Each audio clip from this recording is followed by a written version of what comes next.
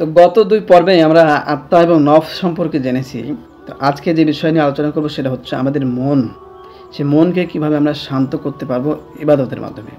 তো সেই ব্যাপারে জানার পূর্বে কিছু কথা আমরা আগে শুনি যে আমাদের ইসলাম ধর্মের মূল উদ্দেশ্য, ইসলাম শব্দের অর্থ শান্তি। সালাম যে আমরা মানুষকে দিই, সেই সালাম শব্দের অর্থ হচ্ছে শান্তি। কিন্তু আমরা মানুষ কিন্তু অশান্ত হয়ে আছি বর্তমান যুগে। প্রতিটা মানুষের সবসময় অস্থিরতা এবং তার ব্যবহারের ভিতরেও কিন্তু অস্থিরতা। সে নিজেও কিন্তু শান্ত না। যদি আপনার মন শান্ত না হয়, আপনার ব্যবহারও কিন্তু শান্ত হবে না। মন যখন শান্ত থাকবে তখন আপনি নিজের রাগকে কন্ট্রোল করতে পারবেন, নিজের অহংকারকে, নিজের জেদকে, সব কিছুকে আপনি সুন্দর করতে পারবেন যদি আপনার মন শান্ত থাকে। আর এই প্রসেসটাই কিন্তু ইবাদতের ভিতরে আল্লাহ তাআলা দিয়ে দিয়েছেন। কিন্তু আমরা বলার সময় যেভাবে বলি, এই বলার না সঠিক হওয়ার কারণেই আমাদের ভিতরে কিন্তু এই বুঝটা তৈরি হচ্ছে না যে কীভাবে ইবাদতের মাধ্যমে আমাদের নিজেদের মনকে শান্ত করব, নিজেদের ব্যবহারকে সুন্দর করব। দেখুন, পৃথিবীর বুকে যতটা ধর্ম রয়েছে, সমস্ত ধর্ম নিয়েই আমি একটু রিসার্চ করে দেখলাম। প্রতিটা ধর্মের গোড়ায় যে কথা বলা হচ্ছে সেটা হচ্ছে, প্রতিটা মানুষ তুমি নিজে সুন্দর হয়ে যাও, তোমাদের ব্যবহার সুন্দর হয়ে যাও। ব্যবহার সুন্দর করার কথা বলা হচ্ছে প্রতিটা ধর্মে। আর ইসলাম ধর্মের কিন্তু মূল গোড়াই হচ্ছে এটা, শান্তি। তুমি শান্ত হয়ে যাও।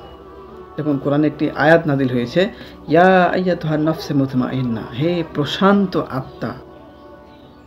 ঠিক আছে, আল্লাহ তাআলা ডাকছে তার মৃত্যুর সময় এভাবে সেই ব্যক্তিকে আল্লাহ তাআলা ডাকবে, ইয়া আইয়াতুহান নাফসুল মুতমাইন্না ইরজিই, ফিরে আসো আমার দিকে, ফাদখুলি ফি ইবাদি ওয়াদখুলি জান্নাতি, যারা ইবাদত বন্দেগী করেছে তাদের সঙ্গে জান্নাতে চলে যাও। শান্ত আত্মাকে আল্লাহ তাআলা ডাক দিয়ে এই কথা বলছে। তো যে ব্যক্তি শান্ত, সেই ব্যক্তিকে আল্লাহ তাআলা ডাকছেন। কথাটা বুঝতে পেরেছেন? দুনিয়ার বুকে যদি আপনি এখন পর্যন্ত শান্ত না হতে পারেন, আপনার ব্যবহার যদি সুন্দর না হয়, আপনার ব্যবহারও যদি ভদ্রতা না আসে, তাহলে আপনাকে আল্লাহ তাআলা এই ডাক কেন দিবেন? ব্যবহারের ভেতরে কিন্তু শান্ত আসেনি।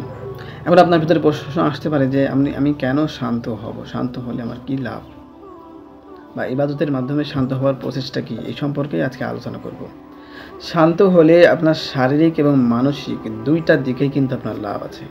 শান্ত হলে আমাদের শরীর স্থির হয়, কোনো কাজকামও কিন্তু ভালো হয়। দেখুন, কোনো মানুষকে যদি ৬ মাস আপনি সর্বোচ্চ কঠিন কাজ করান, দিনরাত ২৪ ঘন্টা কাজ করাবেন, তো তার শরীর কাজ করলে কিছু ক্ষতিও হবে, কিন্তু তার শরীর সুস্থও থাকবে।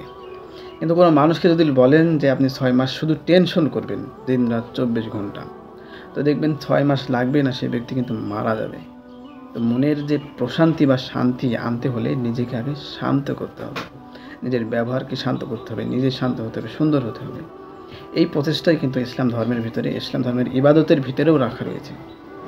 আজকে এই বিষয় নিয়ে আলোচনা করব যে আপনি নামাজের মাধ্যমে কিভাবে নিজের মনকে শান্ত করবেন।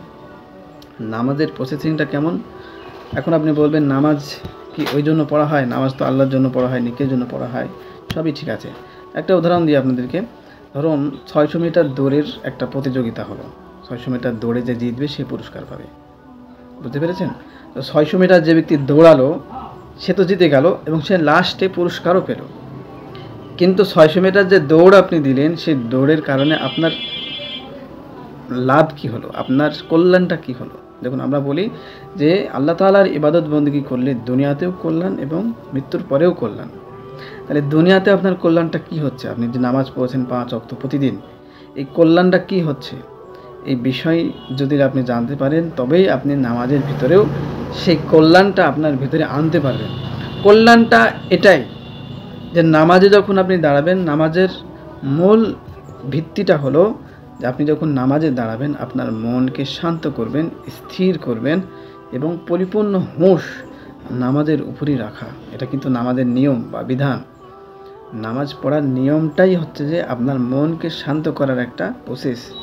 দিনে ৫ বার, যখন বারবার আপনি একটা শান্ত জায়গায় যাচ্ছেন, মসজিদ কিন্তু যে ধর্মস্থল, সে জায়গা একটি শান্ত জায়গা। তো বারবার যখন আপনি এক জায়গায় যাবেন এবং বারবার ৫ ওয়াক্ত নামাজ পড়বেন এবং নিজের মনকে শান্ত করবেন, স্থির করবেন, নামাজের উপর আনবেন, তো ধীরে ধীরে ধীরে ধীরে, একদিনে কিন্তু হবে না, ধীরে ধীরে ধীরে ধীরে আপনার মন কন্ট্রোল হবে, ধীরে ধীরে আপনার মন শান্ত হতে থাকবে। তো এইরকম প্রসেস করতে থাকতে থাকতে একসময় কিন্তু আপনার মনটা শান্ত হয়ে যাবে। নামাজ এই জন্যই নামাজ, মানুষকে শান্ত করার জন্য নামাজ। হাদিসে কোরআনের আয়াতে বলা হয়েছে ইন্নাস সালাতা তানহা আনিল ফাহশাই ওয়াল মুনকার, নিশ্চয়ই নামাজ খারাপ কাজ থেকে বিরত রাখে। খারাপ কাজ থেকে কখন বিরত রাখবে? যখন আপনার মন শান্ত হয়ে যাবে। ধীরে ধীরে ধীরে ধীরে আপনার মন যখন শান্ত হয়ে যাবে, মনের থেকেই কিন্তু সর্বপ্রথম খারাপ চিন্তার উদয় হয়। সর্বপ্রথম চিন্তা যেখান থেকে উদয় হয় সেই জায়গাটা হলো আমাদের মন। যখন নামাজের মাধ্যমে আপনার মনকে ধীরে ধীরে আপনি শান্ত করবেন, শান্ত হচ্ছেন 5 ওয়াক্ত দিনে 5 বার, তো ধীরে ধীরে আপনার মন যখন শান্ত হয়ে যাবে, আপনার ব্যবহারও শান্ত হয়ে যাবে, আপনিও শান্ত হয়ে যাবেন। এবং এই নামাজের দ্বারা দুনিয়াতে আপনার যে কল্যাণ হবে সেটা হচ্ছে আপনি খারাপ কাজ থেকে বিরত থাকতে পারবেন, গালিগালাজ থেকে বিরত থাকতে পারবেন, রাগ থেকে বিরত থাকতে পারবেন। কোনো খারাপ কাজ আপনার সামনে এসে গেলে আপনার মনকে যে কন্ট্রোল করার শক্তি, আপনি প্রতিটা দিন 5 বার আপনি যে ট্রাই করছেন, চেষ্টা করছেন শান্ত করার, আপনার মন ধীরে ধীরে শান্ত হতে থাকলে সমস্ত খারাপ কাজ থেকে বিরত রাখা যাবে। আর এই বিরত রাখার জন্যই এই ইবাদত, প্রতিটা ইবাদতের প্রসেসিংই আপনি খেয়াল করে দেখবেন। আজকে নামাজ সম্পর্কে বললাম, আগামীকাল রোজা সম্পর্কে বলবো, তারপরের দিন হজ সম্পর্কে বলবো, তারপরের দিন যাকাত সম্পর্কে বলবো। সমস্ত ইবাদতের প্রসেসিংই হচ্ছে আপনার ব্যবহারকে সুন্দর করা। কিন্তু আমরা ধর্ম নিয়ে বর্তমান যুগে প্রচুর পরিমাণ হাজারো কথা শুনছি, হাজারো গণ্ডগোল ফ্যাসাদ শুনছি। এর পেছনে কারণ হচ্ছে সত্যটা না জানার কারণে। এটাই হলো আসল সিক্রেট। আমরা যে নামাজ পড়ছি, নামাজ পড়ার পরেও আমাদের ব্যবহারে পরিবর্তন না আসার মূল সিক্রেটই হলো এটা। আমাদের মনকে আমরা শান্ত করতে পারছি না, আমাদের ব্যবহারকেও আমরা সুন্দর করতে পারছি না।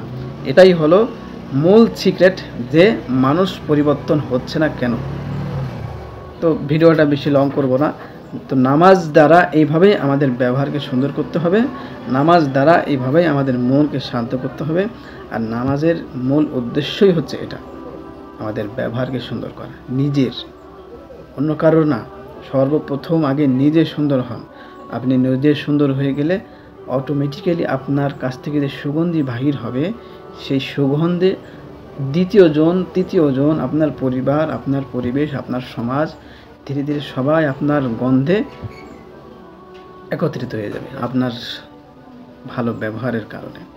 ফুলের গন্ধ যেমন ছড়ালে সবাই গন্ধ পায়, ঠিক সেরকম ভালো ব্যবহারের গন্ধে সমস্ত মানুষ আপনার দিকে আকৃষ্ট হতে থাকবে।